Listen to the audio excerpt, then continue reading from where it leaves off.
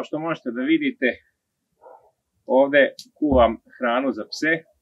U ovoj kotlanci nalazi se 35 kg mlevene junetine.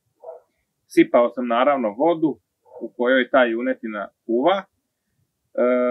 Kuvanje traje negde oko malo više od 3 časa i sad je došlo vreme da sipam svoje sastojke koje ću vam reći da jednostavno i vi možete da primenite za svoje pse.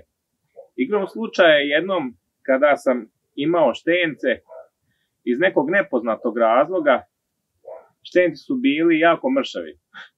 Bukvalno su im se videla i rebra. Angažovao sam veterinara, urađeni su svi nalazi, brisevi i sve ostalo, sve je bilo u redu. Jednostavno nisam znao šta je u pitanju. Tada sam ih hranio granulama. To je bio starter za štence. Štenci su to jeli, ali rezultati se jednostavno nisu primećivali i ja sam zbog toga bio jako zabrinut. I onda sam rešio da napravim jedan ovakav specijalitet za njih i kao što sam i prikazao u snimku, tu se nalazi znači šargarepa, možete da dodate slobodno i bundevu. Juče sam u prošloj turi radio sa bundevom, a sada ubacujem šargarepu, čija seme, laneno seme, rogač. Znači to će biti prvi sastojak koji ću ja ovde da ubacim. Što se tiče količine čija semena, ubacite 200 g čija semena i 100-200 g lanenog semena. U tom zrnevlju nalazi se baš bogat sastojak svih omega masnih kiselina. U čija semenu nalaze se omega masne kiseline, sve varijante. A laneno seme ima identične sastojke kao što ima čija seme. Ali eto, ja sam to imao kod sebe i rešio sam da napravim miks. U rogaču imamo jako puno B vitamina i drugih vitamina i minerala. Ja sam sada vatru malo smanjio da ne ubijem ove hranjive elemente. Tako da ovo ubacujte pred sam kraj. Ja ću sad istresti ovu vanglicu svih tih sastojaka gde je i šargarepa koju sam blendovao unutri buletu sa ovim semenkama i rogačem.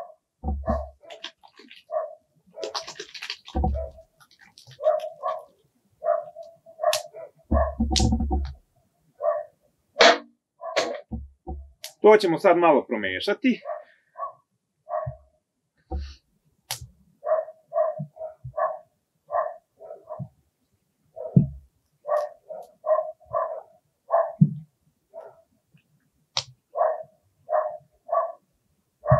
I zatim ćemo dodati makarone. Ja sam stavio jedno 5-6 pakovanja makarona. A juče u prošloj turi, što sam spominjao da sam stavljao umesto šargarepe bundevu, ubacivao sam pirinač. Tako da imaju dve vrste ovog recepta.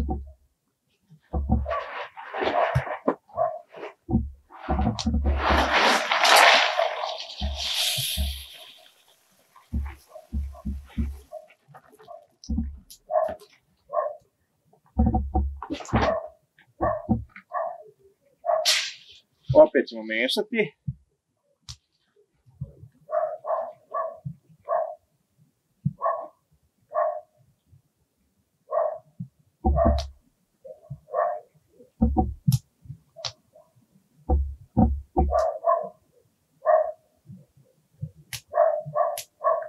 I pustit ćemo ove makarone da odrade svoj postupak, a to je jednostavno 10 do 15 minuta. Nakon toga ćemo ubaciti palentu i s njom ćemo određivati odokativnim putem koliko u stvari da je naspemo. A sa palentom određujem gustinu, jer ova smesa treba da bude gusta, ne treba da bude baš retka. Lakše je s njom upravljati kad je stavljate u zamrzivač, jer ako je retka onda ćete to teško uraditi, može doći do lepljenja i onda je teško izvaditi iz zamrzivača. Ja sam procenio odokativno da će mi trebati 2 kg ove palente, jer sam dodao dosta makarona. A kad se stavlja pirinač, također opet mi je palenta to vezivno sredstvo da damo gustinu. Neophodno je stalno mešati kako ne bi došlo do lepljenja tih makarona za dno ove kotlanke. I ja sam namjerno ostavio malo slabiju vatru na kraju kako ne bi došlo do toga. A počeo sam pričati u vezi onih štenaca što su bili jako mršavi. Kad sam im dao ovo, verovali ili ne verovali, za samo 5 dana to su bili totalno drugačiji psi. Odmah su došli sebi, jako su lepo izgledali, pojavio se i bolji sjaj dlake, oni su bili živahniji i ja sam bio jako zadovoljan. Tako da, eto, ja sam poželeo da podelim sa vama ovu recepturu. Jeste da je neophodno izdvojiti malo vremena, ali kad jednom ovo uradite imat ćete oko 70 kg ove hrane za pse. Ja sam napravio 2 ture, to znači da imam negde oko 120-130 kg ove hrane. Ko ima više pasa, naravno da će trebati više ove hrane. I moj još jedan savjet je, kad pripremate ovu hranu, gledajte da postupak bude gotov uveče, tako da se malo proračunajte, zbog toga da ne bi došlo do kvarenja. Jer ako ovo radite kad je sunce, može da se dogodi da vam se pokvari. Ja sam ovdje kod mene u bašti razvukao na travi jedan najlon, gdje kad ovo bude gotovo ja ću to prosuti po tom najlonu kako bi došlo do bržeg hlađenja. I kad se ova hrana za pse ohladi, onda ću ih trpati u kese i zatim u zamrzivač. Noću je temperatura ili tako i manja, pa neće doći do tog kvarenja. Jednom sam ovo pravio u sred dana i kad sam razvukao da se to sve ohladi, naravno nije moglo da se ohladi i prokislo mi je tako da sam morao da bacim. I zbog toga ja dajem savjet da to radite isključivo predveče kako bi uveče završili sve ovo.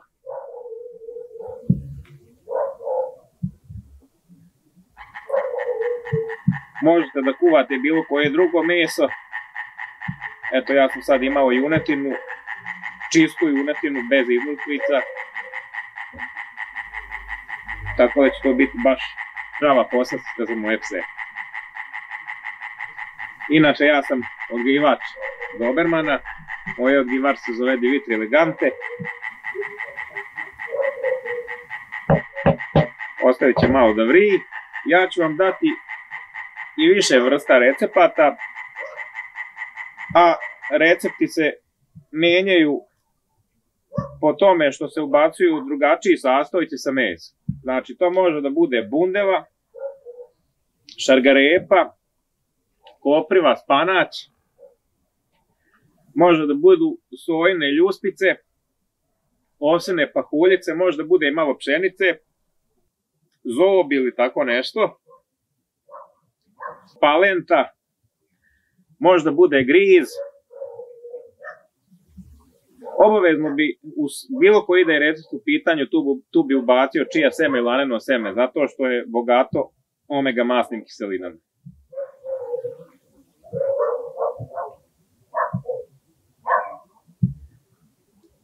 Kao zgušnjivač, rekao sam da koristim palentu, ali ako ne želite da stavljate palentu, možete da stavite i želatin, goveđi želatin. Goveđi želatin u sebi ima jako puno proteina i bit će dobar za hrskavice ako su štenci u pitanju. A možete naravno i da miksujete. Ja ću vam posložiti recepture, pa ako budete bili zadovoljni, a bit ćete, slobodno komentarišite na mom YouTube kanalu. Ako sam ja ovo želeo da podelim sa vama, nemojte ni vi biti škrti pa da ne podelite i ovaj video sa drugima. Pomoći ćete drugim ljudima, a podržat ćete tako i moj YouTube kanal, jer ćete na taj način uspešiti gledanost ovog videa i time pomoći i drugim odgajivačima. Pardon, udahnuo sam malo dima. I pomoćite time i drugim odgajivačima. Bilo da su to početnici ili oni iskusni.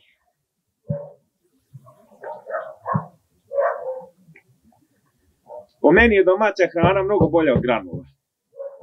Sa ovom hranom vaši psi neće imati proliv i nećete morati da se patite kada radite čišćenje vaših bokseva. Došlo je vreme da ubacimo i palentu. To ćemo raditi ovako malo brže, da se ne naprave grudve, jer treba odmah mešati.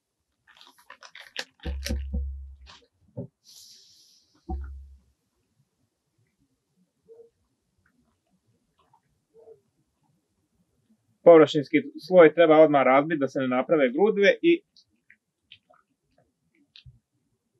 malo brže mešati.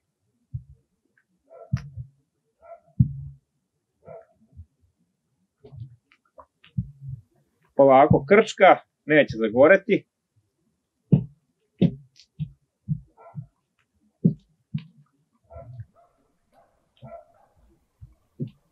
Makaroni su već skoro kuvani i kad ubacite palentu, moja procena je da treba mešati još jedno 5 minuta.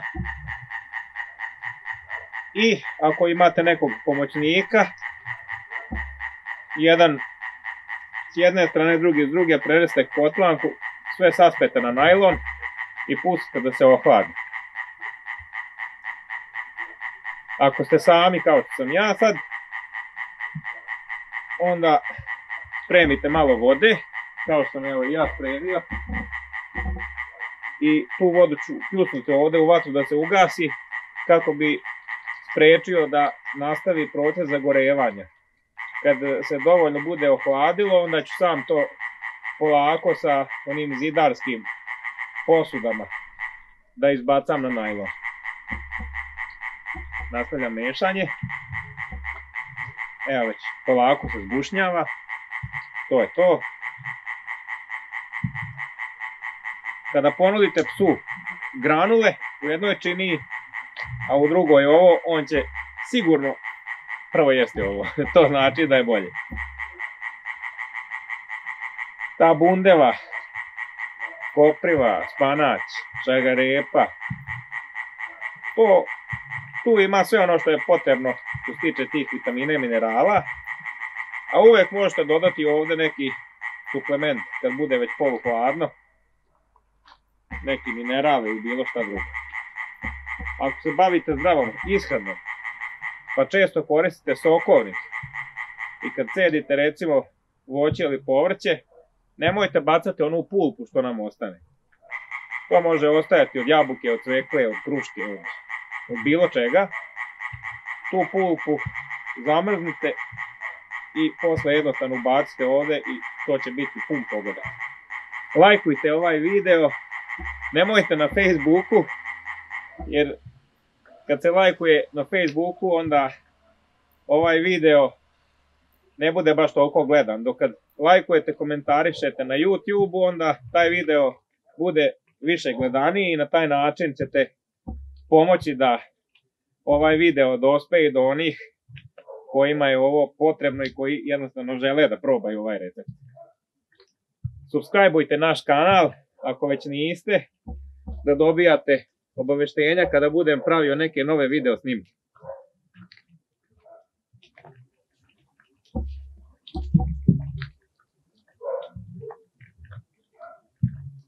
Evo ga, dobija gustinu, sve je teže mešati.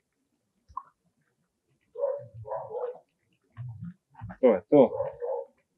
Malo sam se nagutao dima.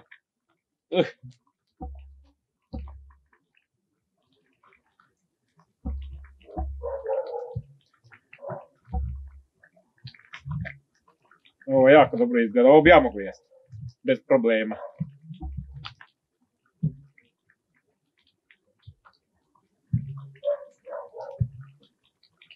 Ako neko pravi u manjoj količini. Količine zapravo nisu bitne, znači bitno je samo da se na kraju, kad dodavate to sve, da zgusnete sa palentom, a nju možete uvijek naknadno dodati, ili ako preterate sa gustinom, uvijek može da se dospe malo vode i nije nikako mudro slovo, a i ne pravi se za Nobelovu nagradu.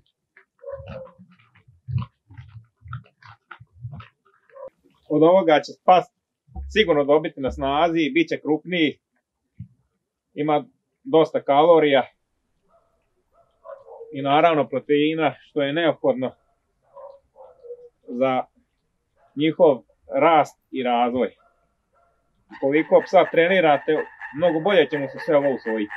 Ovaj video će biti titlovan na engleski jezik, tako da eto, možda i neki stranci budu htjeli da probaju da naprave ovaj recept za njihove pse. Malo je gotovo. Ovo jako dobro miriše.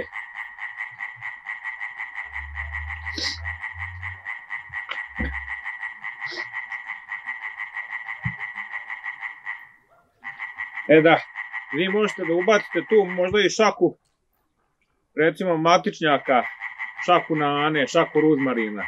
Možete da ubacite malo nevena, možete da ubacite malo kamilice ili onoga, možete da ubacite i malo hibiskusa, ne previše, samo malo, i to će im dati još neki šmek, a i plus te biljke su zdrave.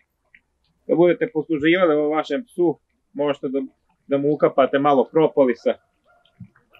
Ukoliko je pas bolestan ili mu se nešto sa njim dešava, ja predlažem da se ukapa biljna tinktura od biljke koje zove Echinacea. Ja sam to probavao x puta i uvijek mi je bilo delotvorno. Čak možete to psu da ubacite i direktno u usta, a ukoliko pas ima proliv, ne od ove hrane da ne može da dobije proliv, nego ako inače ima taj problem, ima jedna biljka koja zove štavelj. I s tom biljkom možete uspješno tretirati taj njihov proliv. To sam ja lično probavao jednom prilikom i ispostavilo se da jako dobro radi. A isto tako, pošto se bavim prirodnom medicinom, probavao sam to i na ljudima. I dijareja je prestajala u roku od 2-3 dana, a uzimajući obzir da su ti ljudi to imali, tu dijareju i mesecima, čak i krv u stolici. Probao sam to i kod pasa i bio je isti efekt. Također tad predlažem da se daju pileće šije ili pileće glave, zato što tu ima dosta kostiju i kalcijuma, a od tih takvih kostiju se pas ne može udaviti niti može da ošteti creva. Kao što bi to bilo ako bi uzimao recimo batak, jer te kosti su špicaste kad se prelome. I onda može da povrede creva i da napravimo još veću štetu.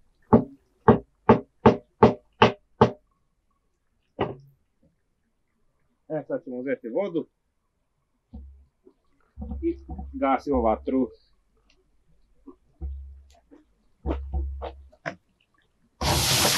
Oho! Ovo je vatromet.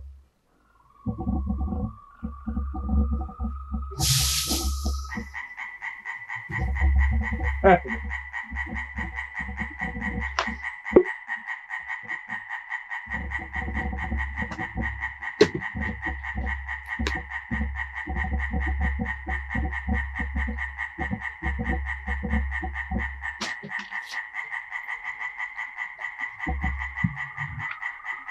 Sad neće zagoriti. Pustit ćemo da se malo ohladi. Jedno pola sata do 45 minuta. Gdje ćemo onda prebaciti na najlon i pakovati lijepo u kese. Sačekati opet još malo ako treba, ako se nije skroz ohladilo, i ubaciti u zamrzivač. Sigurno će se psi obradati. To je to, ja vas srdačno pozdravljam do sljedeće emisije i dajte taj famozni subscribe. Pozdravljam vas, ćao!